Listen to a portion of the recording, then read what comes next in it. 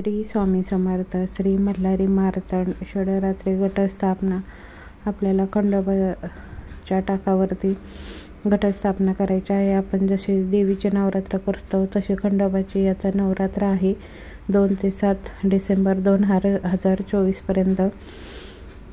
मार्गशीर्ष शुक्ल 1 ते मार्गशीर्ष शुक्ल 6 ही घटस्थापना करत असताना प्रथमतः श्री स्वामी स्तवन 1 माळ श्री स्वामी समर्थ जप करत आपल्याला घटस्थापना करावयाची आहे. मुनीनाम सप्तकोटीनाम वरदं भक्तवत्सलाम दृष्टमर्दं देवेश वंदे अहम म्हाळसापती.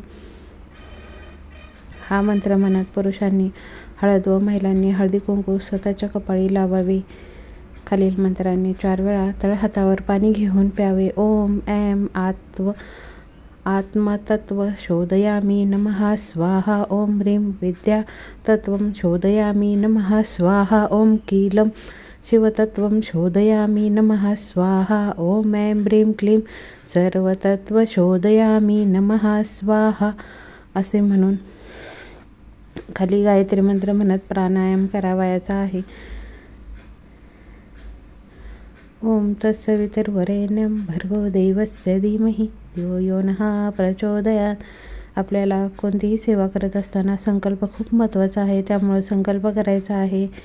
मी तुमचं जे गोत्र असेल त्या गोत्रात तुमचं पूर्ण नाव, सर्व कुटुंबाला क्षेम स्थैर्य आयु आरोग्य विद्या ऐश्वर्य प्राप्तीसाठी वर्धनासाठी सर्व दुरित उपशमनासाठी अशुभ शक्तीचे भय उपद्रव निवारणासाठी आर्थिक सबलीकरणासाठी इत्यादी सकल ग्रह पीडा शांतीसाठी त्रिविधी ताप निरसनासाठी तसेच श्री कुलदेवी व श्री कुलदैवत व श्री सद्गुरूंचे अखंड अचंचल अभेद भक्ती सेवा व सानिध्य प्राप्तीसाठी प्रतिवर्षी कुलधर्माच्या अंगभूत श्री घटस्थापना अखंड दीप प्रज्वलन आणि श्री मल्हारी सप्तशी ग्रंथाचे तुम्हाला वाटेल तेवढे 9-14 संकेत पाठाचा संकल्प करीत आहे. तुम्ही जेवढे पाठ करू शकता तेवढ्याच पाठाचा संकल्प करत असताना बोलायचा आहे.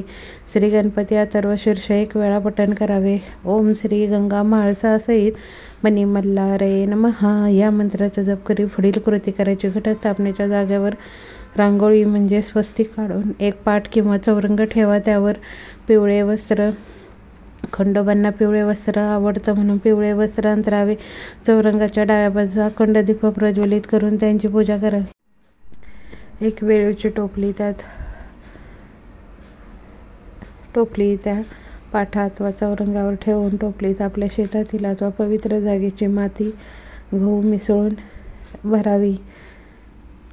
माती ही शेतातली असावी. त्यामुळे जे घटाचं धान्य असतं ते व्यवस्थित येतं. त्यावर स्वच्छ धुतलेला मातीचा घड पिवळ्या लोकरीने 6 वेढी देऊन ठेवावा. त्यात पाणी, दुर्वा, सुपारी, पैसा, गंध, अक्षदा टाकाव्यात. फुले, विड्याची 5 पाने व आंब्याचा ढाळा लावावा.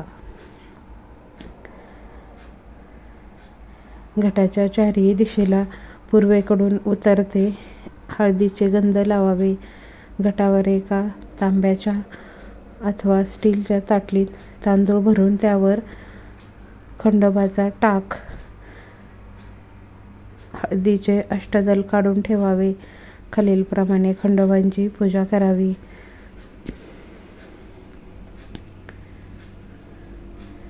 ध्यान मंत्र. खंडोबाचा टाक ठेवत असताना आपल्याला ही पूजा करूनच खंडोबाचा टाक त्यावर ठेवायचा.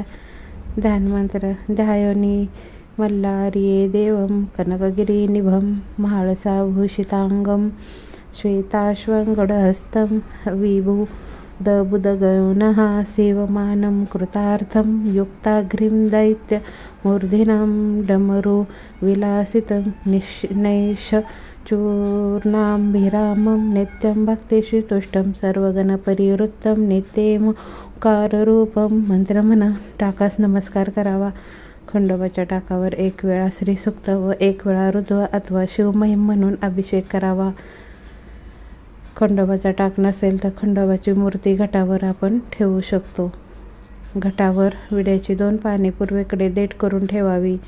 त्यावर खंडोबाचा टाक झोपून ठेवावा. कारण या दिवसामध्ये खंडोबा मल्हार देवता विश्रांती घेत असतात. टाकाची पंचोपचार पूजा कशी करावी? पूजा करत असताना ओम श्री मार्तंड भैरवाय नमः वल्लेपनार्थम चंदन समर्पयामी. चंदन म्हणजे गंध लावायचा आहे. अलंकारम अक्षदाम समर्पयामी. अक्षदा टाकायच्या. हरिद्राम कुंकुम सौभाग्यद्रव्यानी समर्पयामी. हळदी कुंकू लावून पाया पडायचं आहे. ओम श्री मार्तंड भैरवाय नमः ऋतुकालद्भं पुष्पम समर्पयामी. फुले व्हायचे. हे सर्व आपल्याला टाक ठेवल्यानंतर लांबून ही सगळी पूजा करायची आहे. ओम श्री मार्तंड भैरवाय नमः अग्रपयामी. धूपम अग्रपयामी म्हणजे धूप ओवाळायचा. ओम श्री मार्तंड भैरवाय दीपम दर्शयामी. दीप ओवाळावा. ओम श्री मार्तंड भैरवाय नमः पंचामृताकम नैवेद्यम समर्पयाम. पंचामृताची एक वाटी घेऊन त्यावर भरीव चौकोन करून नैवेद्याची वाटी ठेवायची. नैवेद्य दाखवताना नेहमी तुळशीपत्र टाकूनच नैवेद्य दाखवायचा आहे. पूजेनंतर एक माळ घटावर खालील मंत्राने ओम माले महामाये सर्वशक्ती स्वरूपिणी चतुवर्गम त्वयि नयस्ते स्तमाने सिद्धिदा भव. पहिल्या दिवशी विड्याच्या पानांची माळ बांधावी. रोज घटावरील टाकांची दुरूनच पंचोपचार पूजा करून टाकास हळद व्हावी व घटास रोज पिवळ्या फुलांची माळ बांधावी. आरती करावी. 6 दिवसात सर्व कुटुंबांनी मिळून 14 किंवा 28 श्री मल्हारी सप्तशती ग्रंथाचे पारायण करावे. 14 आपण संकल्प करत असताना 14 किंवा 28 यापैकी कोणता आकडा तुम्ही बोलाल तो संकल्प केलेला असेल तेवढे पाठ करणे गरजेचं आहे. त्यामुळे तुम्हाला जमतील तेवढेच संकल्पामध्ये पाठ बोलायचे आहे. चंपाष्टमीच्या दिवशी शंख किंवा घंटा दोन्ही घटावरील खंडोबाचा टाक उचलून प्रतिपदेपर्यंत प्रमाणे अभिषेक व पूजन करा. परंपरेनुसार कुलाचार व कुलधर्म पूर्ण करून तळी भरून महानैवेद्यात बाजरीची भाकरी, नव्या वांग्याचे भरीत, पातीचा कांदा, नवा लसूण घालून मुख्य नैवेद्य तसेच पुरणपोळीसुद्धा करावी. जास्त करून खंडोबांना बाजरीची भाकरी आणि वांग्याचं भरीत खूप आवडतं. हा नैवेद्य असलाच पाहिजे. तळी भरत असताना कुलधर्माच्या वेळी नैवेद्य दाखवण्यापूर्वी तळी भरतात. ताम्हणात तांदळाचे अष्टदल काढून त्यात भंडारा म्हणजे हळद भरतात. नंतर मध्यभागी तांब्यात पैसा, सुपारी वर नागवेलीची पाने ठेवून नारळ ठेवतात. त्याची कलशासह पूजा करतात. 5 मुलांनी हात लावून ताम्हण वर उचलून त्यावर 3 वेळा कपाळ टेकवतात व येळकोट येळकोट जय मल्हार सदानंदाचा येळकोट म्हाळसा कांत कडेपटार की जय असा जय जयकार करतात. काही ठिकाणी वेगवेगळा असा जय जयकार आहे. सदानंदाचा येळकोट येळकोट येळकोट जय मल्हार हर हर महादेव चिंतामण मोरया भैरोबाचा चांदोबा अगडबम नगरा सोन्याची जेजुरी मोत्याचा तुरा निळा घोडा पायी तोडा कंबर कर गोटा बेंबी हिर कळ्यात कंठी मोहनमाळा डोईवरी शिळा अंगावर शाल सदा हिलाल जेजुरी जाई शिकार केळी माळसा सुंदरी आरती करी देवा ओवाळी नाना परी देवांच्या शृंगारा कोट लागो शिकरा खंडेरायाचा खडगा भंडाराचा भडगा बोल सदानंदाचा येळकोट येळकोट येळकोट जय मल्हार असे म्हणतात. हे म्हणताना हातात दिवटी बुदली असते. विवाहापूर्वी कुलधर्म असेल तर भाऊबंधांनीही त्यांच्या दिवट्या आणायच्या असतात. नंतर वरीलप्रमाणे जय जयकार करीत जेजुरीच्या दिशेने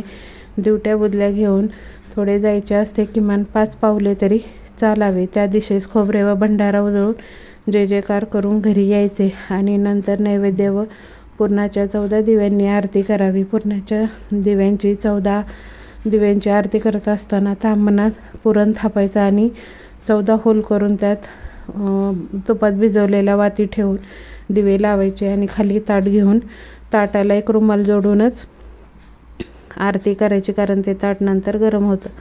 एक धनगरी जोडप्यास आपण जेवू घालू शकता. षष्ठीच्या दिवशी घटाची माती व टोपली प्रवाहात विसर्जित करावी. जमलेली हळद पुरुषांनी नित्य कपाळास लावण्यास ठेवावी. श्री स्वामी समर्थ. श्री स्वामी समर्थ.